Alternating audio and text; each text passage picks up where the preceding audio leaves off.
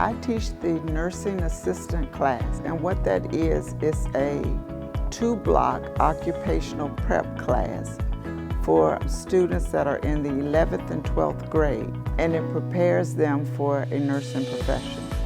Or once they finish taking this class, they have the opportunity to take the CNA exam.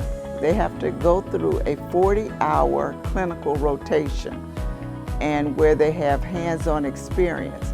Then they can take their CNA exam, which is also funded by a grant through Portsmouth Public School. So it's at no expense for them, which will allow them to go into nursing facilities to work. They can work in private doctor's offices.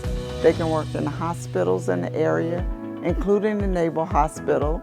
They also can do home health because that's a field that's opening up pretty wide, making from $12 to $15 an hour. They taught us how to make a bed properly, because I did not know. They also taught us how to ambulate.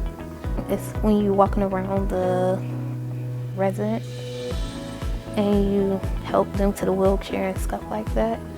I do have a few students that have come through and have taken the course and feel like it has been an asset to them in nursing school so that they can go on and be RNs, LPNs, nurse practitioners, and they've got to jump on things.